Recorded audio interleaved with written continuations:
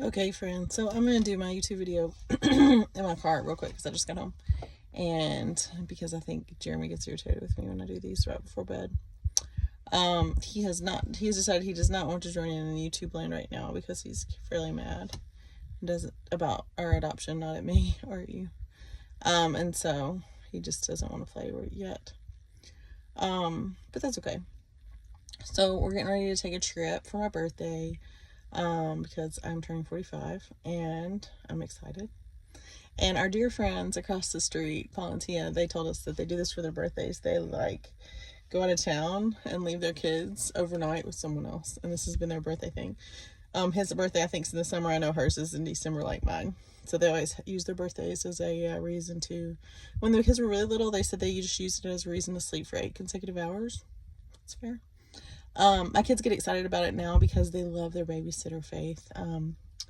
She's more like their friend. So we were lucky enough to find Faith on actually care.com, of all places, when we first moved here in 2019.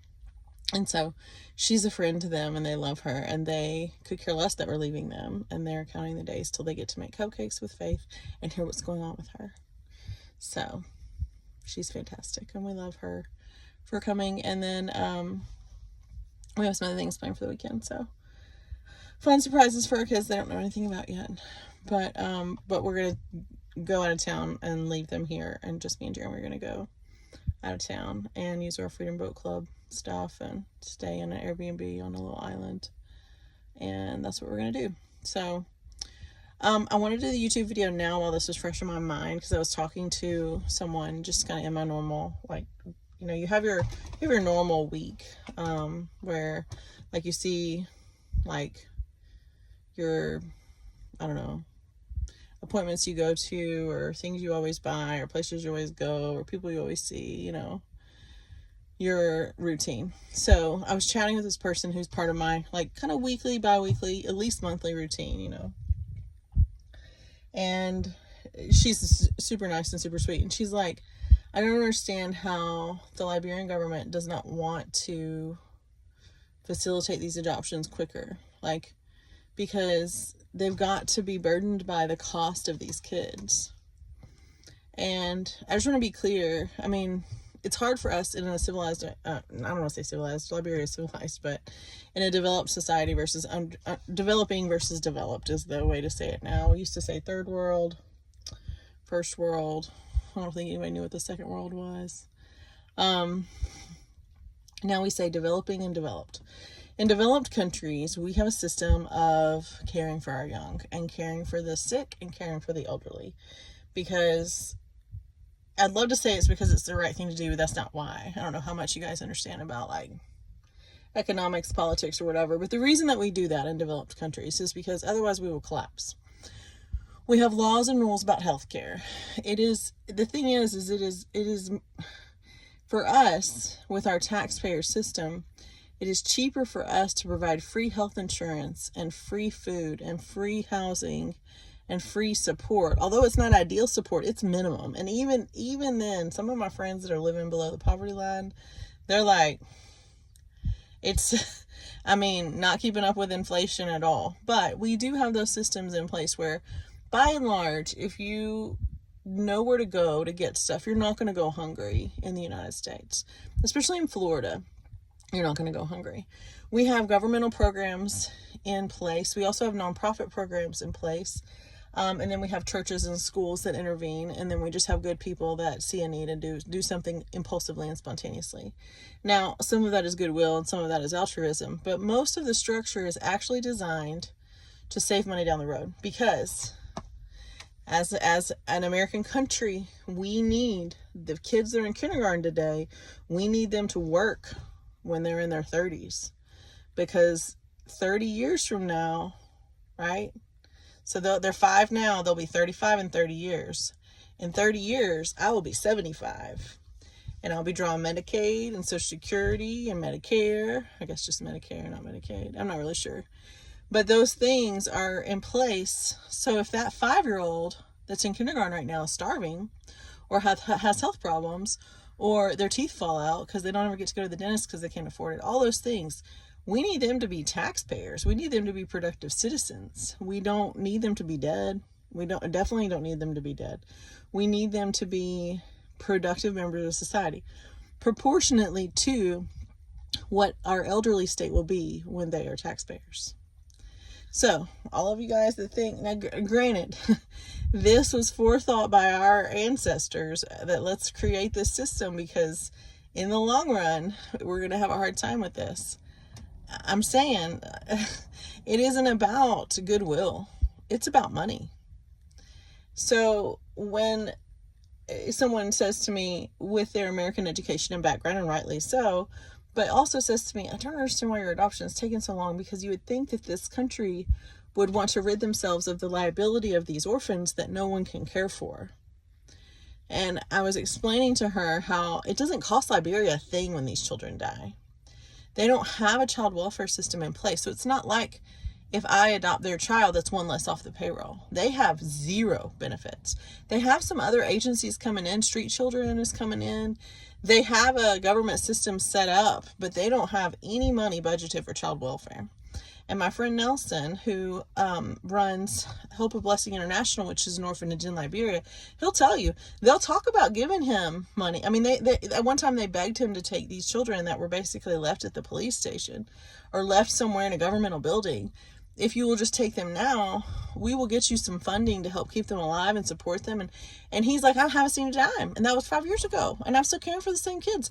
And like, that's the thing, is that not only do they promise it and don't deliver, they don't have it to deliver, but they don't even know that they should be organizing it to deliver. And that is why they don't see it. So when I was talking to this dear friend of mine, that's part of my daily routine, or monthly, at least monthly, if not twice a month routine of stops that I make around in my life, her question was valid for a developed country. I'm like, no, the reason that my Liberian children are eating today is because I'm feeding them with my pre-adoptive care payment, $250 each kid.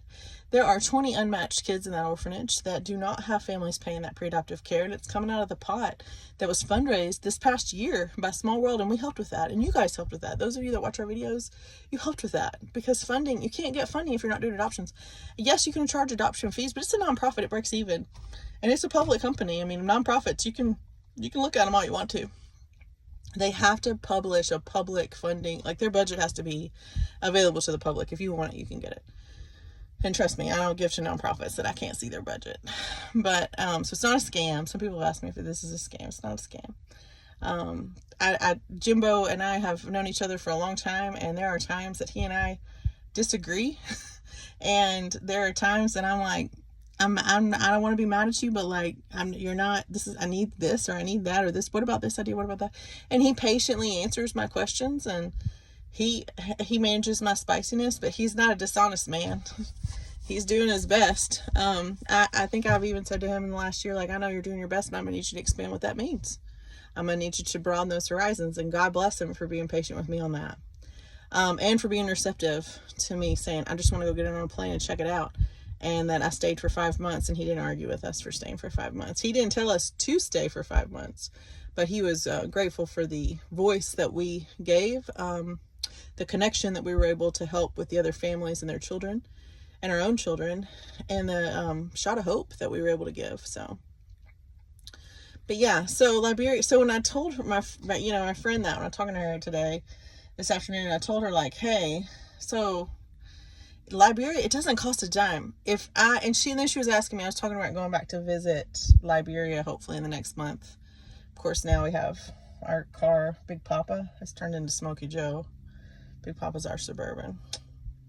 So that may change my travel plans a little bit. I'm not probably going to let it change my travel plans, but Jeremy was like, so we're going to probably have to get not a new going on over there. But Big Papa's next to me. Big Papa is Smokey Joe. We had a little conference call with our friend Chris yesterday with some preliminary prognostic indicators, and AJ's coming over today to look in person, and so there's that. But I want to go. But when I go and visit Liberia, my friend was also asking me, so she's like, so when you're going to go visit? Because I was basically telling her, like, I don't think I'll see you till I get back from Liberia. I'm going to probably go in a couple weeks. And she's like, so when you're over there, are you safe? And I'm like, yep. Somebody will meet me at the airport. walk me to the car. I mean, like, yeah, we've made enough friends there. I don't think it's gonna, I mean, I think I'm as safe there as I am anywhere away from my home, you know.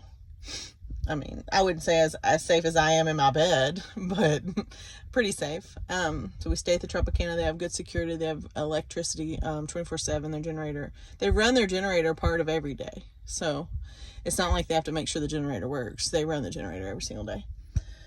So anyways, all that being said, I am safe there. But I told her, I'm like, I'm an American, and they know when I get there, I'm spending money. And their groceries are overpriced, whatever's imported in. Shame on the countries and companies that are exploiting these poor developing countries that don't have $5 in their pocket most days that will do this. But no, my driver keeps close eye on me. And for the Liberians in general, especially the business owners, like, she's like, well, will someone go in the grocery store with you? I'm like, no, I can handle the grocery store by myself. But you know, Emmanuel or Nelson or whoever our driver is that Nelson finds and makes sure that is safe, we'll wait outside. Albert will keep a close eye on me too. He's the orphanage director. There's nothing but I'm an American. I'm spending money there. So if they kill me, what are they going to do with my body? That's going to be a big problem. But if they just let me do business with them, or even if they're beggars on the street, if they ask me nicely at the car, you know, you have to be careful. I mean, you do have to be careful just giving handouts at the car, because you're likely to start a big fight in the street. Like, be careful. But yeah, I mean, I'm careful. But they don't want me dead. They want me alive, you know, because they know that I'm there I'm going to give them economical boost.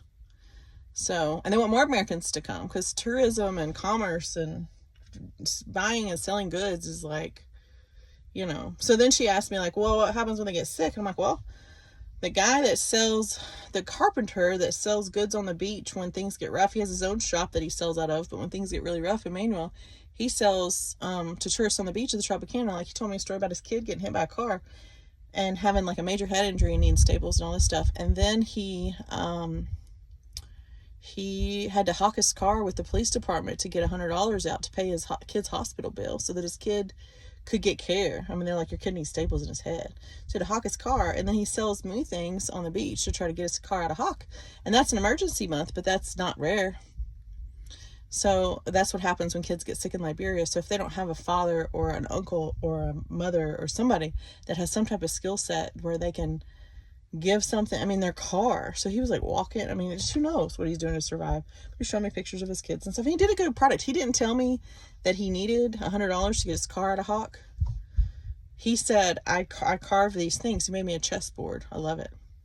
I have Montana's chessboard. I need to mail to her still. I can't find an Amazon box the same size as your chessboard. I probably should just go buy a box. But he made one for her too. So that was a lovely thing.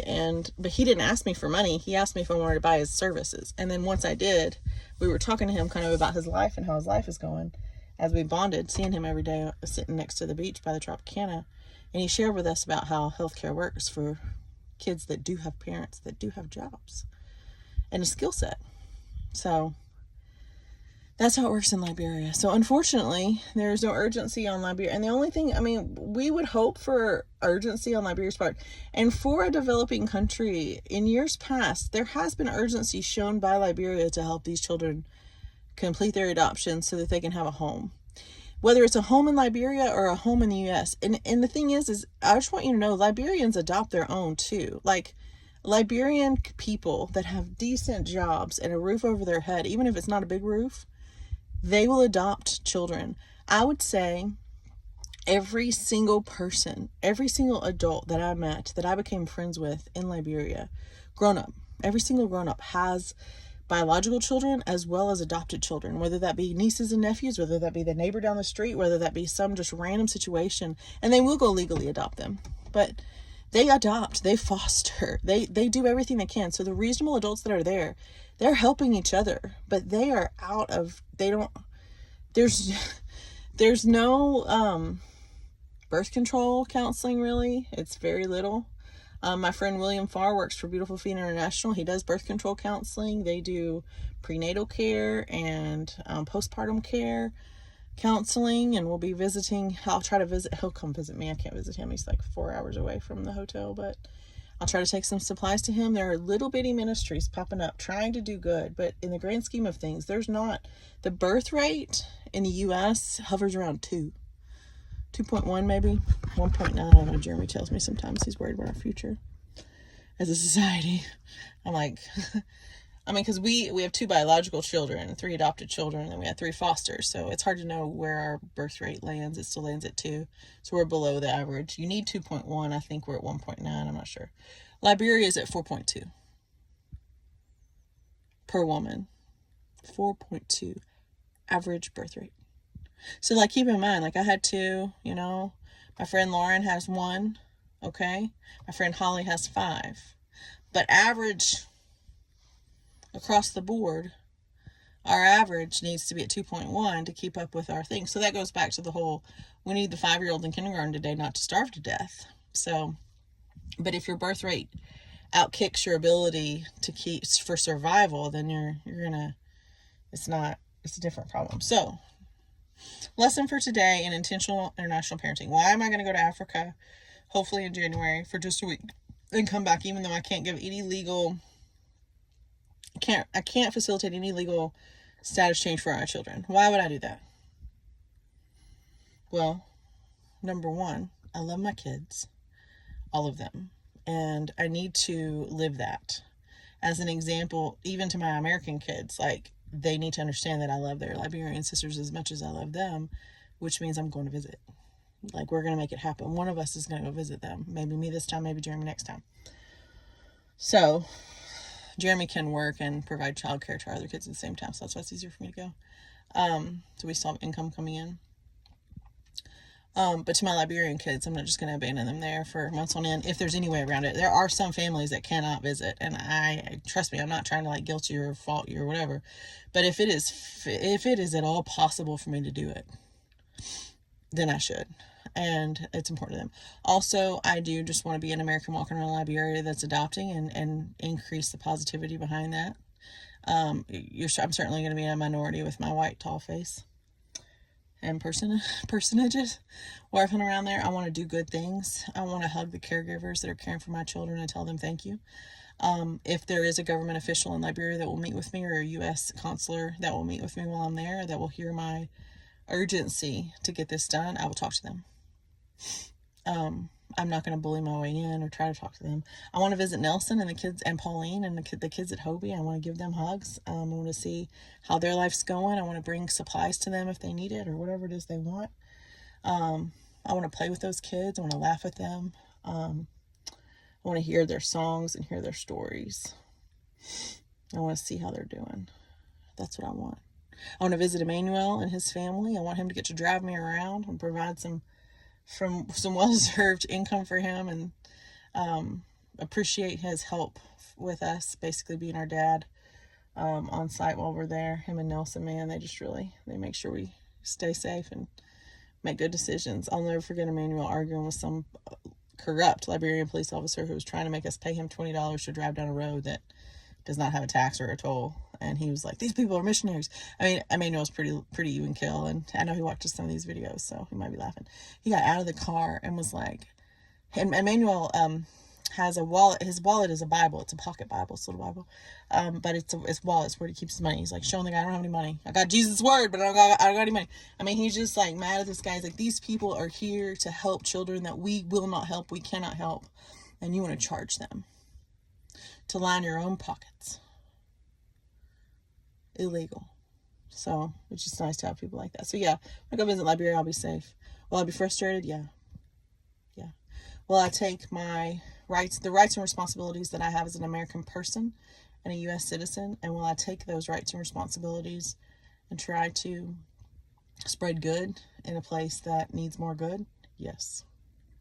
And hopefully be an example to my peers here that just because something seems out of reach doesn't mean it is. Just because I look at our Liberian kids and I will be shocked if they're home in the next 6 months, that doesn't mean I can't hug them next month. So that's all I have. I hope you guys have a good day. Bye.